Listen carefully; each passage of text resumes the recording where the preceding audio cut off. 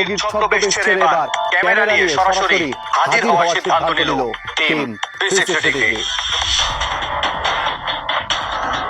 আমরা আবারও সেই জহুর হুজুরের দরবারে, তবে এবারও রোগীর ছদ্মবেশ ছেড়ে ক্যামেরা নিয়ে ঢুকে পড়ি তার আস্তানায়। ভেতরে ঢুকেই রোগীদের সাথে আমাদের কথা হলো। আমি দুষ্টার ব্যাপারে মানে খাওয়াইতে চাই না, ওজন্য একটু ঝাড়তে আসি হুজুরের কাছে। আমার আগে আসছি, আমার একটা প্রথম বাচ্চা নষ্ট হয়ে গেছিল, এরপরে হুজুরের কাছে আসছিলাম, উনি বয়ে কাটছিল, কেটে এগুলো করার পর বাচ্চা হয়েছে। কথা বলতে বলতে হুজুরের এক শিষ্য তার জন্য সীসা নিয়ে হাজির হলেন। প্রকাশ্যেই সীসা টানতে শুরু করলেন তিনি। আমিও আপেলের এটা আমি নিজে আমি সেটা আমি মতো সব করে বসে থাকি। ফুটপাতের হকার থেকে পীর, কিন্তু কিভাবে? আমি স্বপ্নে দেখতেছি আমাদের একটা এসবিসি বিসমিল্লাহ কুল্লু মুশকিল কুল খালাসুল শাফায়াতুল আযম মুহাম্মদ রাসূল সাল্লাল্লাহু আলাইহি ওয়াসাল্লাম।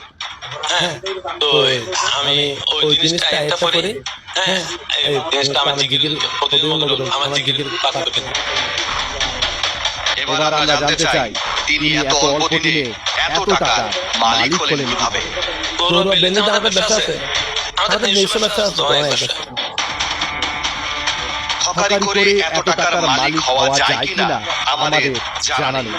তবে মানুষের নামে যে মানুষের কাছ থেকে চাল ডাল, গরু ছাগল, মহিষ ভেড়া, এমনকি নগদ টাকা হাতিয়ে নেওয়া হয়, সেই নমুনার একটা অংশ এখনো দৃশ্যমান।